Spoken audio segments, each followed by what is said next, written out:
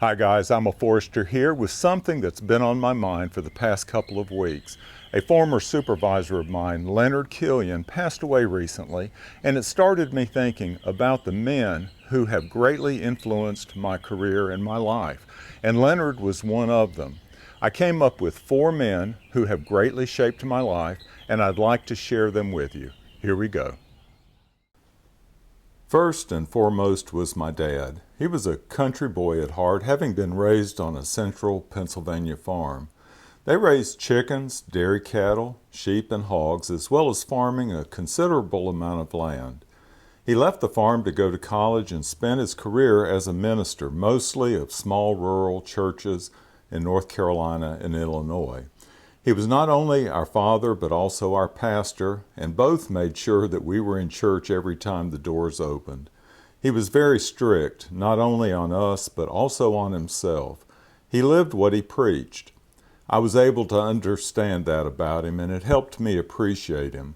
He taught me the value of hard work. He was a good farmer and a good mechanic. Oddly enough, I never thought of him as a good speaker, although he made his livelihood by speaking.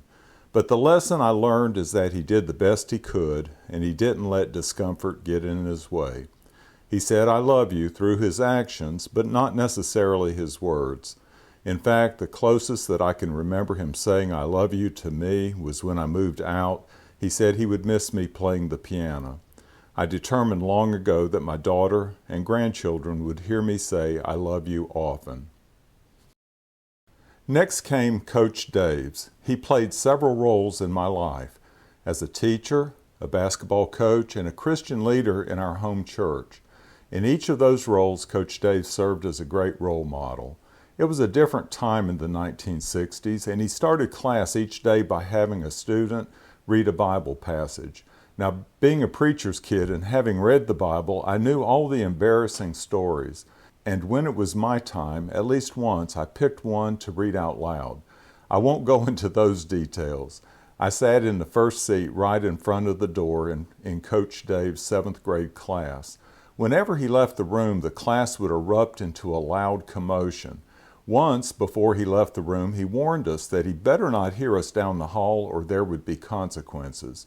It didn't make any difference as the class again erupted with noise. I put my head down on my arms on my desk and just waited. All of a sudden, the door burst open, and Coach Daves was standing in the doorway, staring at me.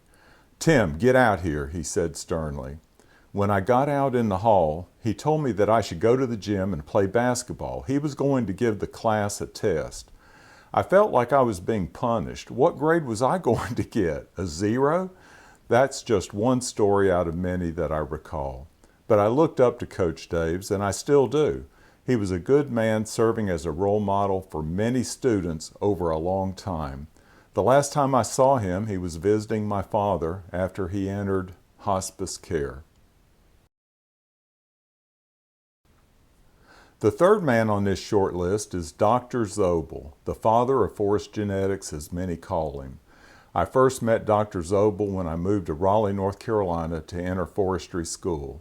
When the first Sunday came, I walked to the nearest church, a Methodist church on Avent Ferry Road. I was shown into Dr. Zobel's Sunday school class, and I enjoyed listening to his tales of travel to distant countries, in addition to his Bible lessons. He had a fascinating job, and I soon learned that he was professor in the forestry department. I entered graduate school to study tree improvement, and Dr. Zobel served on my committee. He cared for his students personally as well as professionally. I remember Dr. Zobel and his wife driving me to Winston-Salem to see my brother when he was undergoing cancer treatment. I also remember the large role that Dr. Zobel played when I graduated and began looking for a job. I had the opportunity to stay and work with Dr. Zobel at NC State, but he recommended that I take a job that had been offered to me working for J.D. Irving in New Brunswick, Canada. It was a prestigious position starting up their tree improvement program. He served as their consultant, and he recommended me to them. It was too far from home, though, and I turned it down. Later, I interviewed with another forestry company headquartered in the Carolinas, Boise Cascade. The interview was terrible, as I had a bout of nerves in the middle of the interview. I ended up getting that job, though, and worked there for 10 years. The person who hired me told me later that they briefed Dr. Zobel on all the interviews and how they evaluated the candidates. Dr. Zobel told them to ignore the interviews and hire me. That was some endorsement coming from the father of forest genetics. They trusted him, as I always did. Last but not least is Leonard Killian, whose recent death brought this topic to my mind. I met Leonard for the first time in 1988 at a point in my life that was vulnerable for my family. Boise Cascade had closed their Southeast Timberlands operations, and I had been given my termination notice. I had the options to move to Alabama or to International Falls, Minnesota, but my wife and I wanted to stay in the Carolinas if possible. Our daughter had just been born, and my wife had quit her job to stay home with the baby. Now we were both out of work. I interviewed with some local companies with no success. Then I heard about a tree improvement job opening in South Carolina. Leonard interviewed me and offered me the job. Later, though, after starting work there, Leonard called me into his office to discuss another job. He wanted to begin an environmental program within the organization, and he thought I would be a good fit with my industrial background. It meant going back to graduate school after being out for 10 years. Even though I turned down the offer, he repeated the offer every week for 3 weeks. He saw this environmental program as a wave of the future. After the third offer, I accepted and entered graduate school once again.